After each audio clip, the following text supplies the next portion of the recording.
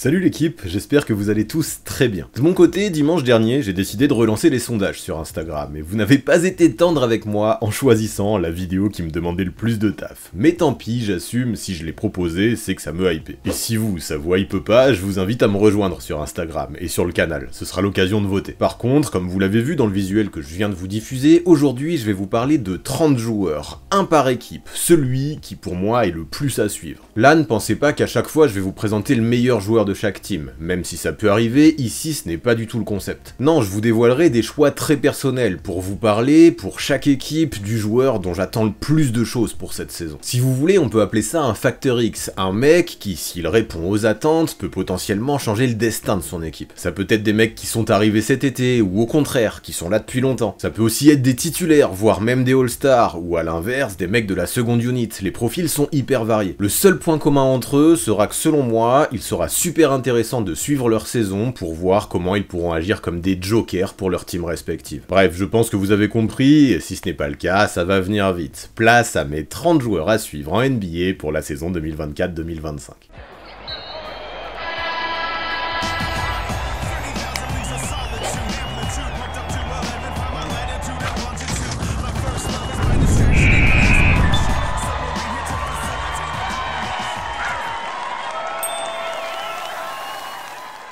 Mais avant de commencer, attendez, ne bougez pas, faut que je vous parle d'un truc de grand malade. Los Angeles, ses palmiers, ses plages, ses parcs d'attractions, sa street culture et ses équipes sportives, ça vous tente? J'espère bien que oui, car aujourd'hui je vous propose de m'y accompagner pour fêter la nouvelle année 2025. Et ouais, passer ensemble en Californie, le réveillon du 31, ce serait pas un truc de ouf? Eh bien, c'est possible. Du 26 décembre au 2 janvier, je serai l'accompagnateur de l'agence de voyage Trip Double, qui va vous faire vivre un séjour 100% NBA à LA. Au programme sur la semaine, 3 matchs NBA, 2 des Lakers et un des Clippers, dans la toute nouvelle salle, le Intuit Dome ultra moderne. J'ai tellement hâte de le découvrir. Ce sera l'occasion de voir les Angelinos, des légendes comme LeBron, AD, Kawhi, mais aussi de super adversaires qu'ils vont affronter. Sur le séjour, en plus des Lakers et des Clippers, on pourra voir jouer les Kings de DeRozan, Fox et Sabonis, les Cavs de Mitchell, Garland et Mobley, et surtout les Warriors du plus grand sniper de tous les temps, Stephen Curry. Je sais pas ce que vous en pensez, mais je serais vous, je sauterai sur cette occasion. Des légendes comme Steph et LeBron, on ne va pas pouvoir les voir encore bien longtemps sur les parquets, alors ne manquez pas ça. Surtout que ne bougez pas, je ne vous ai pas encore présenté le plus dingue. Évidemment, on aura l'occasion de faire un petit tour ensemble dans LA pour découvrir les fresques de Kobe.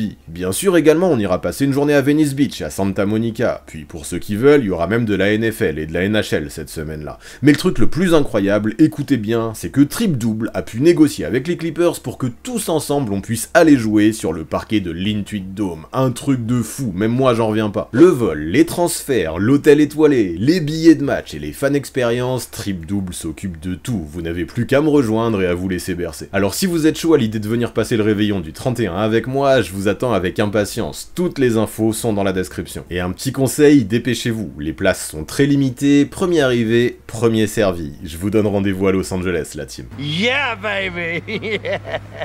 Et nous, pour la vidéo d'aujourd'hui, on commence avec les Hawks et Jalen Johnson, sur qui je vais avoir un œil particulier cette saison. Après une grosse progression l'an dernier, lui qui a triplé sa moyenne de points par match, il a prouvé qu'il pouvait non seulement scorer, mais aussi créer du jeu pour lui et pour les autres. Sa capacité à être polyvalent sur le terrain peut faire de lui un atout essentiel pour cette team New Look d'Atlanta. Avec le départ de Dejounte Murray, Johnson aura encore plus de responsabilités, et il devra montrer qu'il peut les saisir. Pour ça, il devra non seulement conserver son adresse à 3 points, tout en continuant à jouer sur ses forces, notamment le jeu en transition. Et pour qu'il réussisse sa campagne, il y aura selon moi 2 aspects primordiaux à surveiller de près. Déjà sa santé, Johnson a été limité par des blessures à la cheville l'an dernier. Désormais, il porte des chevillères et espérons que ça suffise pour lui permettre de jouer une saison complète. Et ensuite, de façon bien plus concrète, son impact défensif sera déterminant pour Atlanta. Coach Snyder a déjà souligné que l'ailier pouvait être un facteur clé de ce côté-là du terrain. Si ses discours se confirment, il pourrait ainsi devenir un véritable two-way player, essentiel pour imaginer les Hawks réussir collectivement. Évidemment, dans cette team, j'aurai également un œil particulier sur le français numéro 1 de la draft, Zaccharie Rizaché, mais je ne veux pas oublier qu'il ne sera que rookie et passera forcément par une phase d'apprentissage. Voilà pourquoi, à ce jour, tout simplement, j'ai des attentes bien plus élevées concernant Jalen Johnson.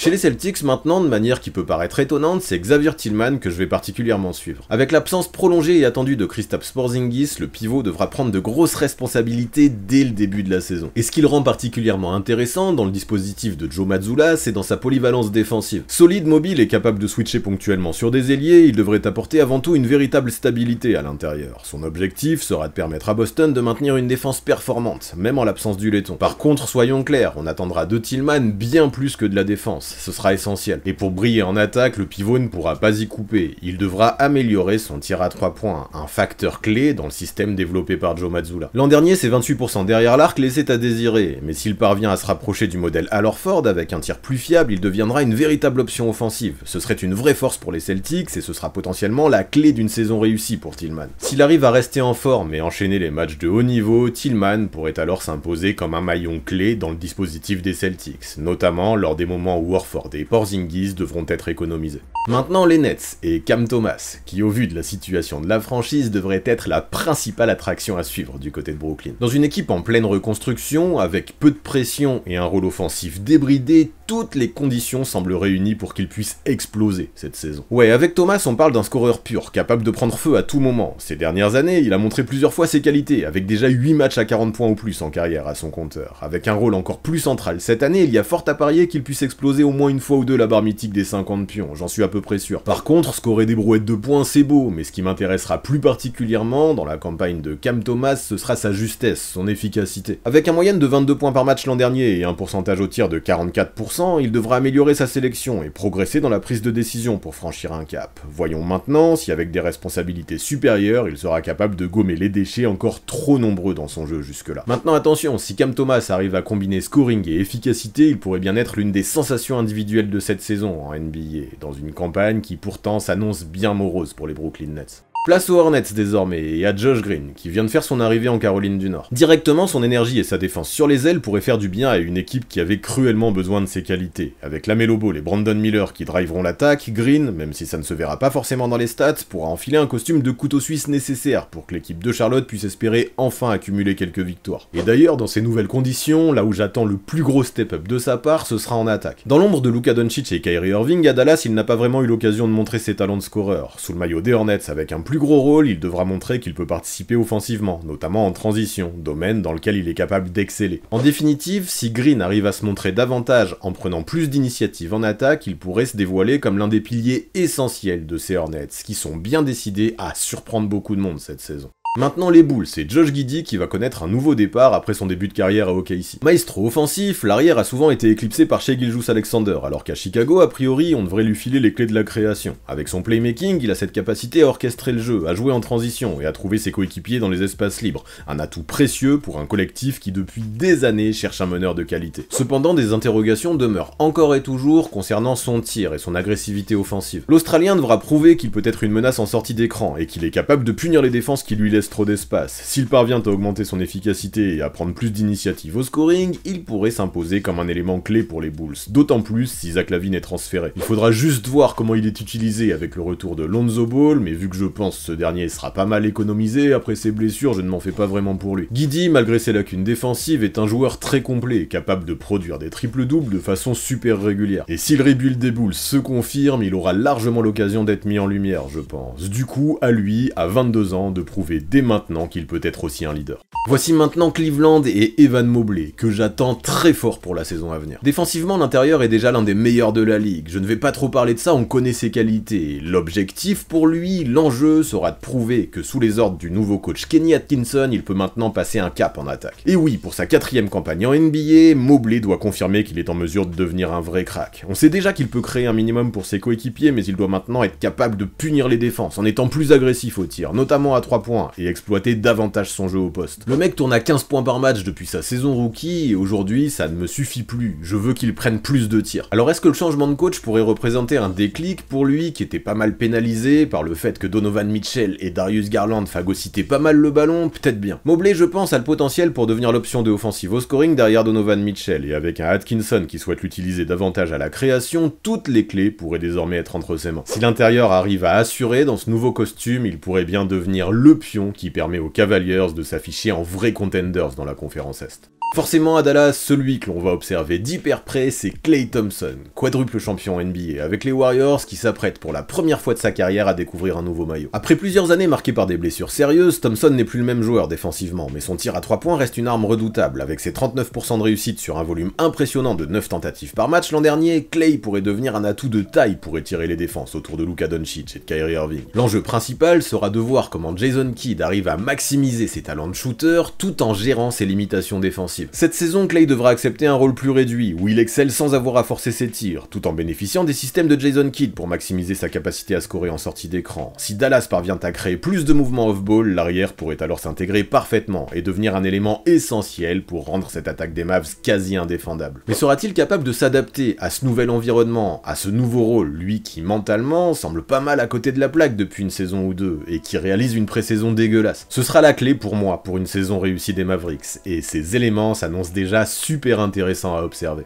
Il est maintenant l'heure de parler des Nuggets à travers Russell Westbrook que je vais particulièrement observer cette saison. Maintenant tranquille, ceux qui s'imaginent déjà retrouver le Westbrook MVP de ses années à OKC avec son arrivée dans le Colorado risquent d'être déçus, mais peu importe. À Denver, il pourrait retrouver un costume qui semble de mieux en mieux lui convenir en fin de carrière, et qui pourrait faire beaucoup de bien à une team ambitieuse comme les Nuggets. Son rôle, injecter de l'énergie, apporter du punch en transition et pousser le ballon en sortie de banc, des éléments qui ont manqué au collectif de Mike Malone la saison passée. Avec Jokic, Russ aura une opportunité unique d'exploiter ses qualités, lui qui sur ses coupes pourrait être trouvé comme jamais il ne l'a été en carrière. Si Denver réussit à utiliser sa vitesse et son explosivité tout en limitant ses défauts et sa sélection de tirs parfois chaotique, Westbrook pourrait alors devenir un facteur décisif pour les ambitions de titre de la franchise du Colorado. Son succès individuel et son impact collectif pourraient dépendre amplement de sa capacité à appréhender un rôle secondaire, qui pourtant pourrait être essentiel pour les ambitions des Nuggets. On passe aux Pistons désormais, équipe pour laquelle je suis bien curieux de voir ce que pourra apporter un joueur comme Tobias Harris. Après un passage mouvementé à Philadelphie durant lequel il a dû faire avec des critiques constantes vis-à-vis de son salaire, il revient dans une équipe des Pistons sans pression, avec l'ambition de retrouver un nouveau souffle. Avec son impact de vétéran et son expérience, sa présence pourrait apporter une stabilité et un leadership bienvenu dans un vestiaire de Détroit qui manquait cruellement de ce genre de personnalité. Par contre, pour que sa saison soit réussie, il devra prouver qu'il n'est pas juste là pour encaisser son salaire, mais qu'il pourra aussi participer au projet de reconstruction des Pistons. S'il se montre investi et performant, il pourrait enfin permettre à la franchise du Michigan de quitter ce statut de lanterne rouge qui lui colle à la peau depuis bien trop longtemps. Sur le terrain, Harris peut espacer le jeu, attaquer les close-out et défendre le périmètre, des qualités qui pourraient renforcer immédiatement le jeune collectif de Détroit. S'il assure sur le parquet et dans le vestiaire, il pourrait apporter quelques wins supplémentaires à ses Pistons, et les fans totalement désabusés ces dernières années ne cracheront pas dessus, je pense. Let's go les Warriors maintenant avec la jeune pépite Jonathan Kuminga que j'ai vraiment hâte de voir jouer cette année. Avec Klay Thompson parti et Stephen Curry qui devra assumer la majorité du jeu de la franchise de San Francisco, il est temps pour Kuminga de faire un gros bond en avant et de confirmer les belles choses qu'il a engagées la saison passée. Ses stats de 16 points et 5 rebonds par match ont confirmé son potentiel, mais aujourd'hui, en plus de devenir un titulaire indiscutable, il doit aussi prouver qu'il est en mesure de devenir également une option 2 solide. Clairement, les attentes autour de l'ailier n'ont jamais été aussi hautes et c'est bien ça qui me hype de fou concernant sa saison. Avec un coach comme Steve Kerr qui cherche à maximiser chaque possession, son agressivité et sa capacité à défendre plusieurs postes seront cruciales pour épauler Curry et offrir à Golden State une chance de faire un nouveau run en playoff. Ses progrès au tir et son impact défensif définiront, je pense, en grande partie le succès de sa saison, aussi bien individuellement que collectivement d'ailleurs. Stephen Curry, pour sa fin de carrière, mérite un nouveau lieutenant de qualité. À Kuminga, maintenant, de prouver qu'il est en mesure d'endosser ce costume. Pour ce qui est des Rockets maintenant, je veux parler de Jabari Smith Jr., un joueur que j'ai vraiment envie de voir exploser. À seulement 21 ans, l'ailier a déjà montré des signes prometteurs, notamment avec une nette amélioration de son tir à 3 points et de solides performances défensives. Et justement, pour sa 3e saison, ce qui sera particulièrement intéressant à suivre, c'est sa capacité à se muer en véritable 3&D. Son potentiel en tant que stretch capable de switcher et de protéger le cercle pourrait complètement transformer la dynamique de l'équipe aux côtés d'un pivot comme Alperen Sengun. Alors pour évaluer le succès de sa saison, il faudra observer 3 aspects clés: son efficacité en catch and shoot, son développement en tant que pilier défensif et sa capacité à simplifier son jeu offensif. Si Jabari se concentre sur ses forces et continue à les développer, il pourrait devenir un atout indispensable dans le collectif ambitieux d'Ime Udoka. Ancien numéro 3 de la draft, Jabari Smith Jr. doit maintenant passer au niveau supérieur, et mon petit doigt me dit qu'il a toutes les capacités pour mettre ça en place.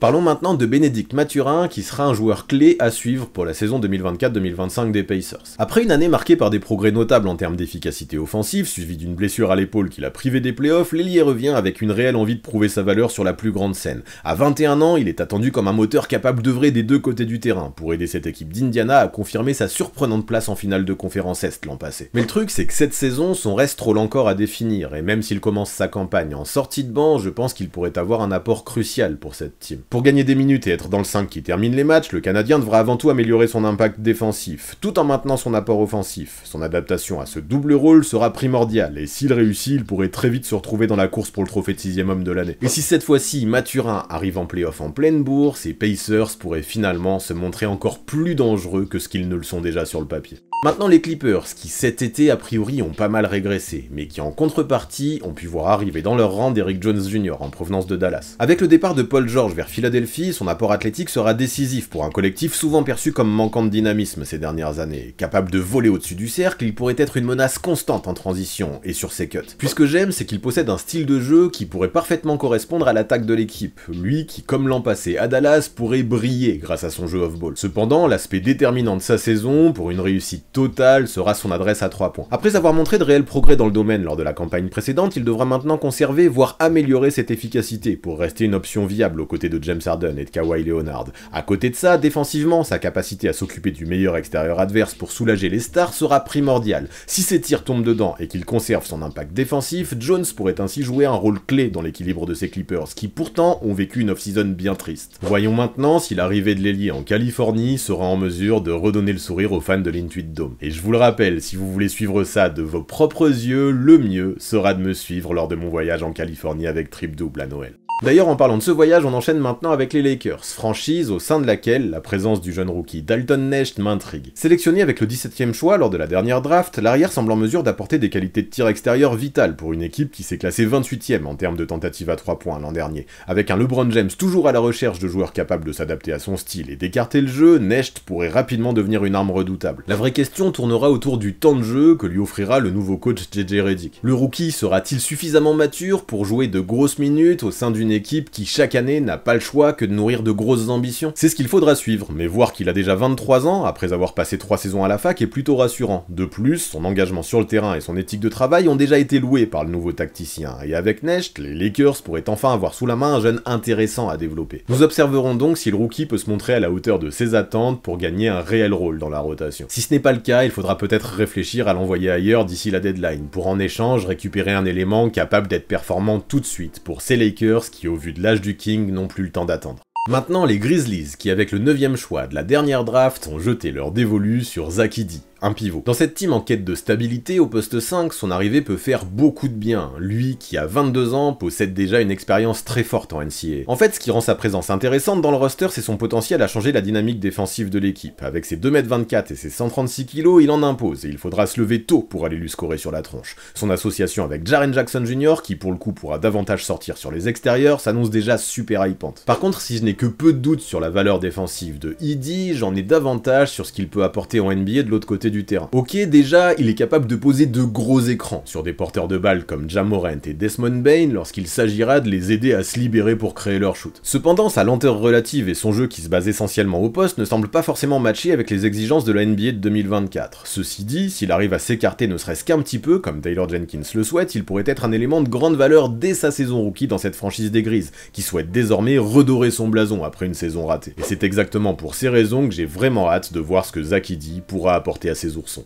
Nikola Jovic maintenant pour le Heat qui, à mon sens, pourrait avoir l'occasion de réellement prouver sa valeur cette année. Après une saison rookie discrète, il a montré des signes de progression significatifs en saison 2, notamment en défense, ce qui lui a permis de passer plus de temps sur le terrain. Sa capacité à anticiper les rotations défensives et à protéger le cercle en tant qu'aide a clairement évolué, faisant de lui un défenseur plus complet et surtout plutôt complémentaire avec Bam Adebayo. Mais quels que soient les progrès qu'il ait fait de ce côté-là du terrain, ça reste en attaque qu'il pourra apporter le plus à cette team de Miami. Il est un joueur offensif très polyvalent, non seulement il peut scorer, mais son QI basket et ses lectures le rendent particulièrement utile pour organiser le jeu en attaque. De plus, avec une adresse de 40% à 3 points la saison dernière, il est devenu une menace extérieure crédible, capable d'étirer les défenses et de créer des espaces pour ses coéquipiers. Cette saison à Miami, un rôle de titulaire lui tend les bras, et si à 21 ans il arrive à confirmer ses belles évolutions récentes, il pourrait alors devenir un maillon clé du dispositif d'Eric Spoelstra. Pour les Bucks, sans trop de surprise, j'ai choisi de parler de la nouvelle recrue au poste 2, Gary Trent Jr. D'abord, pour Milwaukee, l'avoir signé pour seulement 2 millions la saison, c'est un coup de maître, je ne vais pas mâcher mes mots. Mais au-delà de son salaire et du prix, c'est son apport sur le terrain qui évidemment sera décisif. En attaque avec lui, on sait déjà à quoi s'attendre, on parle d'un vrai sniper à 3 points. Avec plus de 38% de réussite derrière l'arc sur les 4 dernières saisons, l'arrière va offrir un spacing crucial pour Milwaukee, aux côtés de Damian Lillard et Giannis Antetokounmpo qui forcément continueront d'aimanter les défenseurs. Trent n'a jamais eu autant de talent offensif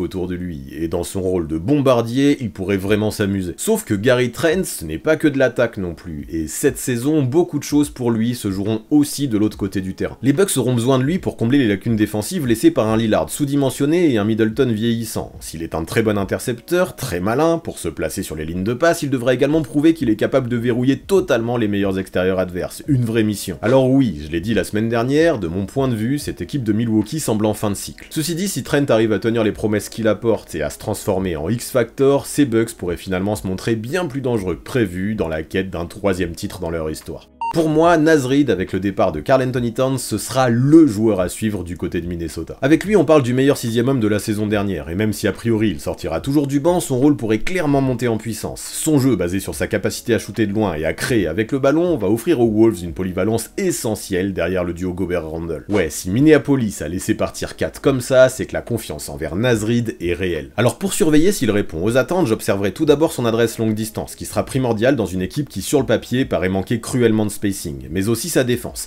Avec sa capacité à protéger le cercle et à switcher, il semble pouvoir être le complément parfait de Rudy dans la peinture, bien plus qu'un Randle connu pour ses nombreuses absences défensives. Cette polyvalence et sa faculté à s'adapter à absolument tous les line-up pourraient être une vraie force pour Chris Finch. Alors même s'il sera difficile de reproduire une saison aussi performante que la précédente pour les Wolves, un grand Naz Reid pourrait limiter la casse, et pourquoi pas, je me dis, faire oublier Karl Anthony Towns dans le cœur des fans. Maintenant, je veux parler de Dejounte Murray, des Pelicans, dont la saison pourrait être passionnante à suivre. Arrivé cet été en provenance d'Atlanta, il devrait enfin apporter une vraie stabilité dans le backcourt de la team de Nola. Avec CJ McCollum qui va pouvoir retrouver son rôle de scoreur off-ball et un Zion qui manquera probablement des matchs, il est attendu que Dejounte devienne le vrai chef d'orchestre de cette équipe. Enfin libéré de son duo avec Trae Young, avec qui il se marchait sur les pieds à Atlanta, le meneur pourrait donc afficher un tout autre visage cette saison à Nola. Du coup, ce qu'on va surveiller de près avant tout, c'est son efficacité à 3 points. Lui, qui a tout de même réussi à tourner à 36% de réussite la saison dernière, alors qu'à la base, ce n'est pas du tout sa spécialité. Ce facteur sera essentiel dans les systèmes de Willie Green, qui dans son 5 majeur notamment pourrait pas mal manquer de spacing. Mais là où Murray peut vraiment changer la donne, c'est de l'autre côté du terrain. Son agressivité et son envergure pourraient faire passer les Pelicans dans une toute autre dimension dans les défenses au périmètre, un domaine essentiel pour pouvoir exister en playoff. S'il redevient ce joueur hyper complet, capable d'impacter forcément des deux côtés du terrain, New Orleans pourrait alors se révéler comme l'une des plus belles surprises de cette saison.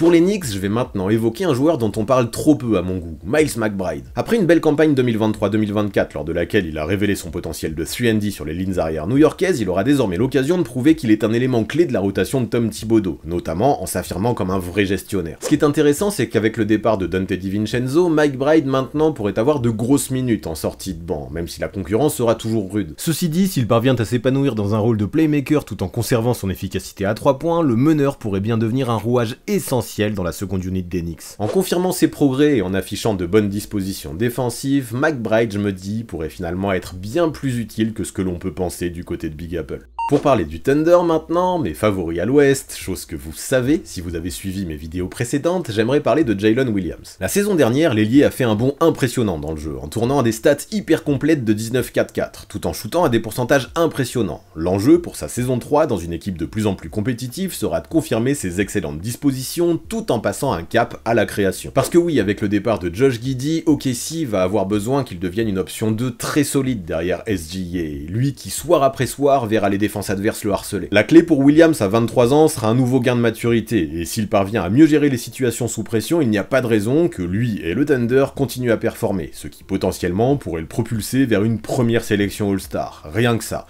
Couteau suisse polyvalent des deux côtés du terrain, l'ancien de Santa Clara n'a plus qu'à s'affirmer encore davantage en attaque, peut-être en prenant davantage sa chance à longue distance, lui qui est adroit, mais encore timide dans le domaine. Cette progression attendue pourrait être la clé pour le Thunder afin d'atteindre les ambitions de titre de l'équipe. Pour mon joueur à suivre du côté d'Orlando, désormais, j'ai envie de mettre en valeur Jalen Suggs. Après avoir passé un énorme step l'an dernier en tant que bulldog défensif capable d'être efficace sur ses tentatives en catch and shoot, l'arrière devra maintenant réussir à confirmer ses qualités au sein d'une équipe du Magic talentueuse qui a de moins en moins à rougir face à la concurrence. Et si je n'ai aucune inquiétude concernant sa défense, conserver son adresse extérieure à côté de ça sera peut-être un défi de taille. En parallèle, dans une équipe du Magic en manque de meneur, il devra assumer davantage de responsabilités en tant que créateur, domaine dans lequel Paolo Banchero et Franz Wagner, malgré toutes leurs qualités, ne pourront pas tout faire. Par contre, ce que je retiens, c'est que si Suggs arrive à relever tous ces challenges qui l'attendent, Orlando pourrait s'afficher comme un outsider plus que sérieux. Et je dois le dire, compte tenu de l'énergie et du mental du garçon, je suis plutôt enclin à penser qu'il saura apporter tout ce qu'il faut sur la table pour parvenir à atteindre ses objectifs. À Philadelphie maintenant, j'aurais pu parler de Paul George, mais j'ai l'impression que tout le monde est déjà plus ou moins conscient de ce qu'il peut apporter des deux côtés du terrain. Voilà pourquoi j'ai choisi un autre joueur, l'autre recrue Caleb Martin. Après s'être fait un nom lors des playoffs 2023 avec Miami, j'ai bon espoir que désormais à Philadelphie, il apporte un mix de défense tenace et de shoot extérieur. Bien qu'il soit souvent considéré comme undersized pour un poste 4, son énergie et sa polyvalence devraient faire le job pour un Nick Nurse qui compte bien le titulariser dès le début de la saison en tant qu'ailier fort. Sa capacité à switcher sur absolument tous les postes pourrait bien se révéler être un atout très précieux dans le starting 5. Mais ce qui pourrait vraiment faire la différence cette saison, ce serait sa capacité à redevenir ce shooter hyper prolifique qu'on a pu voir par moments avec le Heat. Avec des défenses qui n'auront pas le choix que de se concentrer sur Embiid, Maxey et George, j'imagine bien Martin obtenir des brouettes de tirs ouverts, et s'il les convertit à près de 40% de réussite comme il est capable de le faire, je le vois bien devenir un joker de luxe dans cette équipe des Sixers. Ajoutons à ça son expérience des grands rendez-vous en playoff, et on s'en rend vite compte. Discrètement, sans faire de bruit, Caleb Martin pourrait très vite devenir un maillon essentiel dans la réussite de Philadelphie.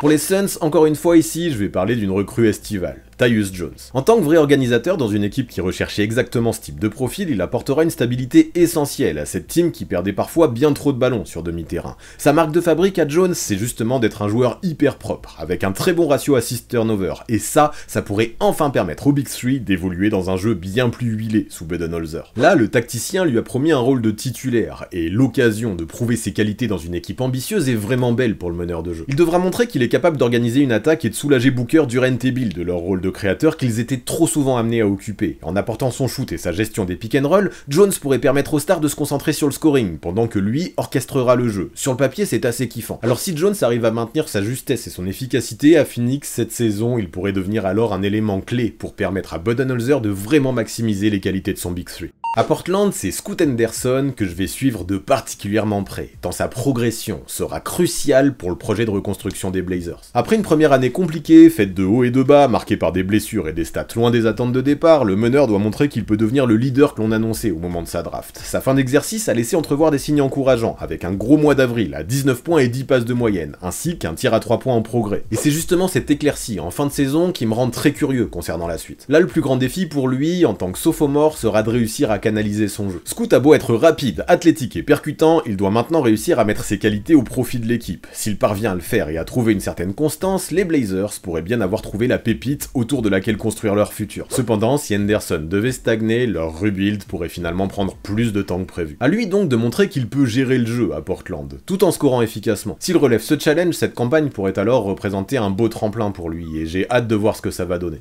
Chez les Kings, s'il y a un joueur que j'attends particulièrement pour sa 3e saison, c'est bien Keegan Murray. Avec l'arrivée de DeMar DeRozan, l'ailier aura moins de responsabilités offensives, c'est sûr, et justement j'ai hâte de voir comment il pourra s'adapter à un rôle de 3&D qui sera primordial pour l'équipe. Lui, qui n'aura pas le choix que de retrouver l'adresse à 3 points de sa saison rookie, pour apporter un peu de spacing à ses Kings, qui sur le papier au moins en manquent énormément. Plus défensivement c'est pareil, il devra maintenant prendre le relais de Harrison Barnes, parti à San Antonio. Cet été visiblement Murray a pris du muscle dans cette optique, et ça pourrait l'aider à passer au niveau supérieur. De toute façon c'est exactement ce qu'attendent les Kings, une grosse réussite de loin et une défense acharnée. Ce sera la meilleure façon pour lui d'apporter une grosse pierre à l'édifice de cette franchise désormais ambitieuse. Dans le profil, l'ailier semble pouvoir être taillé pour ce rôle, et s'il répond aux attentes que je lui fixe, pas trop de doute, Sacramento sera en bonne voie pour retrouver les playoffs malgré la jungle que représente la conférence Ouest. Chez les Spurs, il y a tout plein de joueurs dont j'attends beaucoup, comme évidemment Victor Wembanyama. Ceci dit, aujourd'hui, j'ai l'impression d'avoir une vision plutôt précise de ce que le français est en mesure d'apporter. Je vous en parlerai dans une vidéo bientôt d'ailleurs, si vous voulez. Je vous l'avais proposé lors du dernier sondage. En tout cas, c'est la principale raison qui fait qu'aujourd'hui, j'ai plutôt décidé de mettre en valeur Devin Vassell. Même si ses débuts cette saison seront retardés par une blessure au pied, j'ai tout de même de vraies attentes concernant l'arrière. Parce que ouais, tout le monde parle des bienfaits que l'arrivée de Chris Paul pourront apporter au jeu de Wemby, mais en contrepartie, j'espère bien que Vassell saura lui aussi en profiter. Avec un jeu plus construit, j'ai bon espoir que l'arrière puisse simplifier son jeu, le rendre plus efficace et commettre moins de déchets, en prenant moins de tirs difficiles par exemple. Ses pourcentages derrière la ligne laissent penser qu'il est un tireur fiable, mais c'est justement en prenant davantage de tirs faciles qu'il pourra franchir un cap selon moi. Je pense que Chris Paul, avec son âge et son statut de vétéran, pourra vraiment faciliter tout ça. En définitive, le véritable défi de Vassell sera de s'imposer comme une deuxième option fiable aux côtés de Victor. Son évolution dans ce rôle sera cruciale pour l'avenir des Spurs, et cette saison pourrait bien être décisive dans son avenir aux côtés de Wemby. Parce que si avec Chris Paul à la baguette il n'est pas capable d'assumer ce rôle, c'est que probablement il ne sera pas en mesure de faire le job pour accompagner l'alien dans son développement futur. Maintenant, pour ce qui est des Raptors, j'aimerais dire un mot ou deux sur Grady Dick. Après une première année en mode roller coaster, j'ai maintenant l'impression qu'il est prêt à franchir un cap. Toronto a passé toute la saison passée à galérer à 3 points, et Dick, qui selon toute vraisemblance devrait être titulaire cette saison, aura pour mission immédiate de leur faire redresser la barre dans le secteur. Et au vu de ce qu'il a montré en fin de saison dernière, le sophomore semble en avoir les compétences. Maintenant, au vu du rôle qui lui sera offert, j'aimerais aussi qu'il prenne une plus grande place dans le jeu offensif de Darko Rajakovic. Il a pris du muscle cet été et il a travaillé pour devenir plus complet. Maintenant, il faut que ça paye. S'il parvient à diversifier son jeu offensif en prenant de meilleures décisions balle en main, je pense qu'il pourrait avoir un réel impact sur l'attaque des Raptors. Avec des coéquipiers comme Barnes, Barrett et Quickley, il devrait bénéficier de pas mal d'espace en plus pour pouvoir s'affirmer. S'il arrive à relever le défi, Grady Dick, à mes yeux, pourrait alors devenir un facteur clé dans le projet de reconstruction future des Raptors.